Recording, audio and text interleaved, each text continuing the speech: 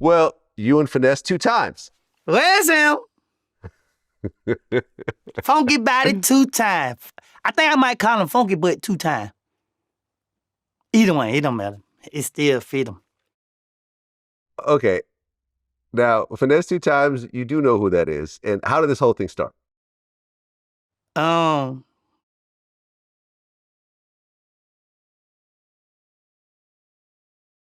It's on my behalf, it's no beef with him. To me, you feel me? I don't know Finesse personally. He ain't took that off my plate, and he ain't violate me or my people, so it ain't personal. I like him. He made me laugh. When I was depressed one day, and I got on Instagram, he popped right up. And I don't know who he was talking about, but he was so funny, he made me laugh. I said, I like the guy. And I just took it upon myself, you feel me, like, to help him out. People don't understand the way the internet works. You feel me? Finesse, he doing things, and, you know, he generating a lot of attention. And there's a lot of attention on me, too, so I'm going to take the attention that's on me and throw it off on him. Y'all go watch Finesse, because he need help, you feel me?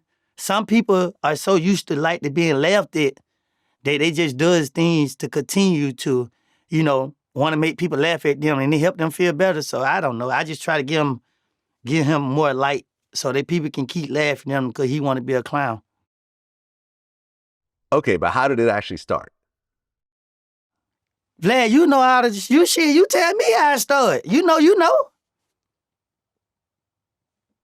I want to hear from you. Tell me. I don't know. I want to hear from you.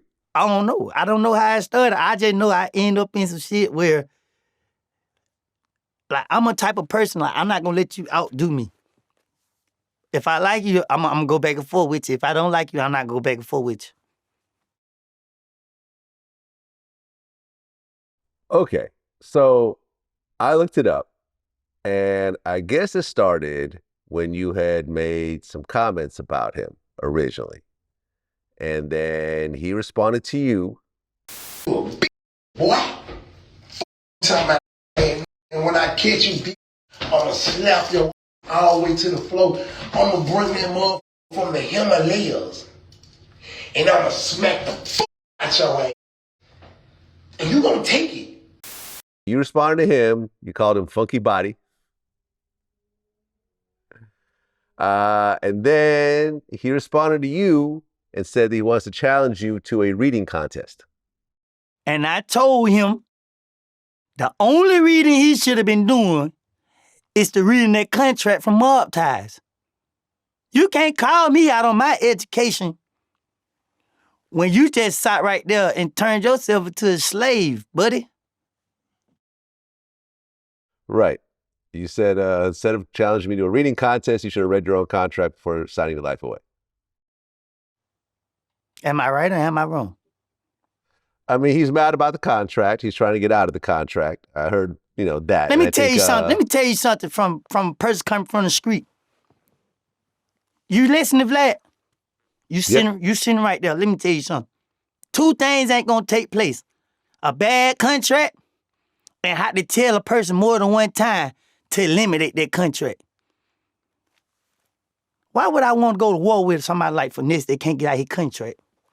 And you want to call me uneducated? At least I ain't stupid enough to sign no contract.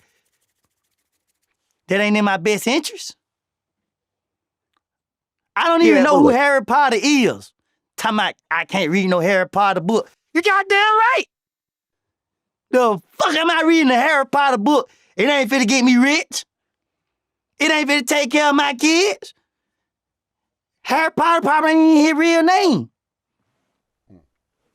And I ain't putting my hair back on. Now I'm scratched out again. Well, the thing is, when it comes to record contracts and when it comes to like a new artist, like a Finesse2Tymes, that first deal is not going to be the best deal because most times, as much as 90% of deals that record labels give new artists, you end up making no money at all. Vlad. Right? The contract he signed was an ABCDEFG contract. Okay. H come out the G, don't it? Mm-hmm. It didn't take a rocket science to figure out there was a bad contract. We grow up watching these rappers sign bad contracts. How the world do we sign one? Help me understand. It's not necessarily a bad contract. It just so happens that when you're one of the few artists that does blow up, it's not going to benefit you initially because the record label has a business model which involves a whole lot of artists making no money and losing money. So the artists that do blow up, they're not going to be happy with their deals. But overall, if everyone gets a great deal, record labels can't even exist.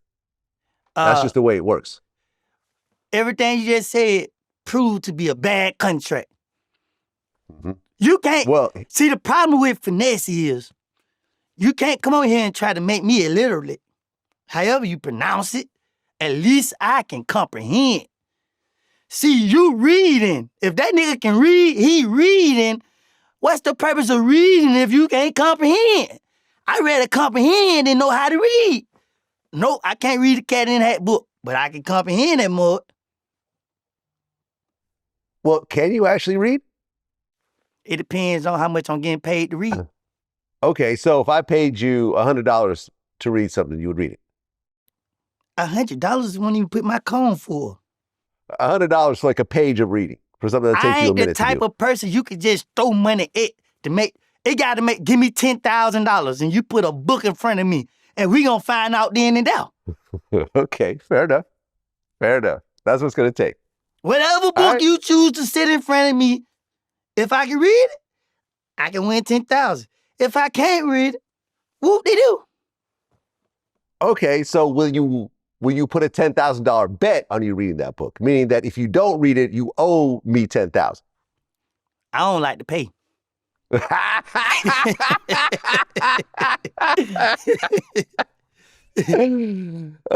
all right, well, I guess that's that.